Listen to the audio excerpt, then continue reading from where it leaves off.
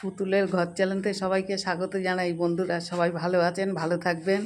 দেখুন আজকে আমি বাঁধাকপি নিয়ে চলে এসেছি। নতুন একটা বাঁধাকপি রেসিপি করব, আপনারা দেখবেন।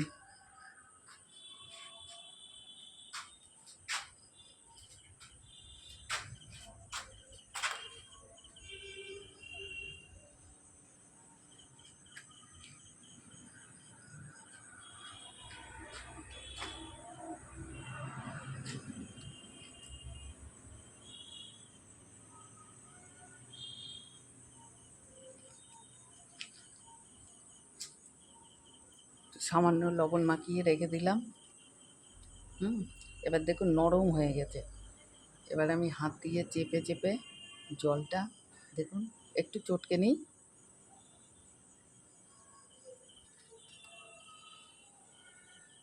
দেখুন জলটা চেপে চেপে বের করে নিচ্ছি। এই তুলে নিলাম।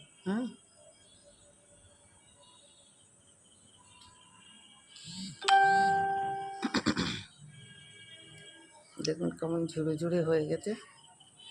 জলটা আমি চেপে চেপে নিয়েছি।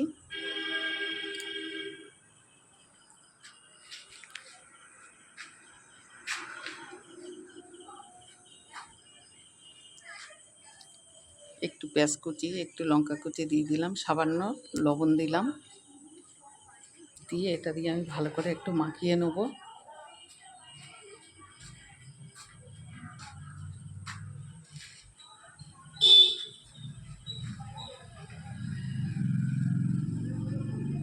দেখুন পরিমাণ মতন অল্প হলুদ দিয়ে নিলাম,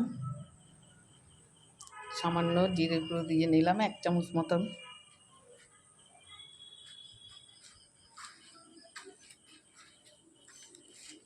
ডিমটা আমি দিয়ে দিলাম, দিয়ে এটাকে আমি ভালো করে চামচ দিয়ে ঘেঁটে নেব, মিশিয়ে নেব।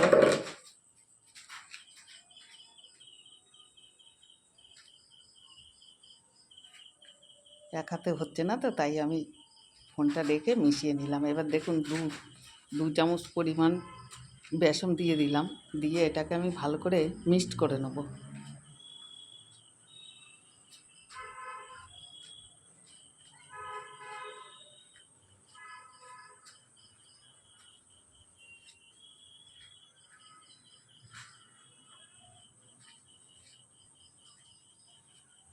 কত সুন্দর মাখানো হয়ে গেল,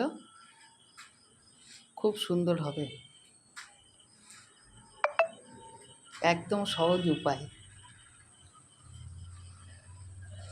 দেখবেন বাড়িতে একদিন করে খুব ভালো লাগবে। দেখুন এটা আমি দিয়ে দিলাম। এবার আমি চামচ দিয়ে পাতিয়ে পাতিয়ে দেবো।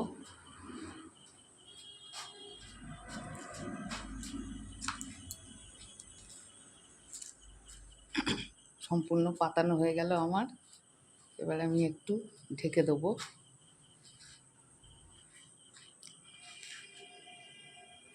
আমি একদম গ্যাসের জোরটা কমিয়ে ঢেকে দিয়েছিলাম। এবার দেখুন এটাকে আমি উল্টে দেবো। তলাটা একটু লাল টাইপের হয়ে গেছে, খুব সুন্দর হয়েছে বা সুন্দর লাগবে। আপনারাও বাড়িতে এমন করে তৈরি করে এই রেসিপি খেয়ে দেখবেন, খুব ভালো লাগে। দেখুন আমি কড়াটা ধরে উল্টে দিচ্ছি। দিলে আমার এটা উল্টানো হয়ে গেল। আমি ওইভাবে উল্টালাম না কেন, ভেঙে যাবে তো, ওই জন্য। নরম তো, আবার একটু ঠান্ডা হলে শক্ত হয়ে যাবে। এবার আমি একটু ঠান্ডা করে নিই। এবার দেখুন আমি চাকু দিয়ে কেটে কেটে নেবো পিস পিস পিস পিস করে।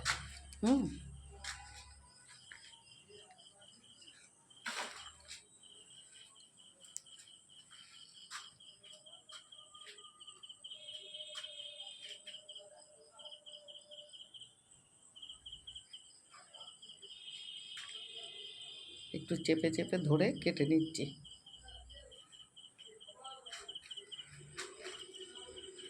এবার বেশ পিস পিস পিস হবে, বেশ ভালো লাগবে।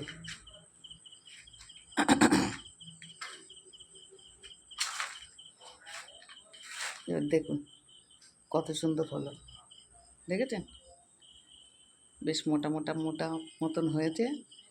এটা এমনি শুধুও খাওয়া যায়। এবার আমি একটা কড়া বসিয়ে অল্প তেল দিয়ে দিলাম, জিরে দিয়ে দিলাম, পেঁয়াজ কুচানো দিয়ে দিলাম, একটু রসুন বাটা দিলাম 1 চামচ পরিমাণ মতন, 1 চামচ আদা বাটা দিলাম, সামান্য জল দিলাম। এবার 1 চামচ মতন লঙ্কার গুঁড়ো দিলাম, অল্প হলুদ দিলাম, জিরের গুঁড়ো দিলাম। এবার একটুখানি জল দেবো, টমেটোটা দিয়ে দিলাম। এবার একটু জল দেবো।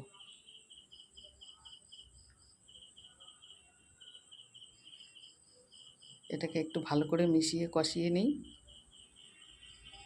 ভিডিওটা বড় হয়ে যাচ্ছে বলে তাই তাড়াতাড়ি করলাম। এবার জলটা দিয়ে দিলাম। মশলাটা আমার কষানো হয়ে গেছে। এবার দেখুন ঝোলটা ফুটে গেছে। এবার আমি পিসগুলো আস্তে আস্তে দিয়ে দিলাম। বেশ সিদ্ধ হয়ে যাবে। আমি গ্যাসের জোরটা কমিয়ে এবার ঢেকে দেবো 5 মিনিট মতন। বেশি নাড়াচাড়া দেওয়া যাচ্ছে না, কেন ভেঙে যাবে, খুব নরম জিনিস তো। এবার ঢেকে দিলাম। এবার দেখুন হয়ে এসছে একদম প্রায়, আলু ছাড়াই হলো। এটা সুন্দর হয়েছে এই রেসিপিটা। আপনারাও পারলে বাড়িতে তৈরি করে খাবেন। সামান্য গরম মশলা দিয়ে দিলাম। এইবার আমি এটাকে একটু ঢেকে দেবো। হয়ে গেছে আমার। এবার এটাকে আমি নামানোর ব্যবস্থা করবো, আর একটুখানি ঢেকে দেবো। এবার গ্যাসের জোরটা আমি নিভিয়ে দিলাম। এবার থাকবে, দেখুন পাশে সার্ভ করে নিলাম। টাটা।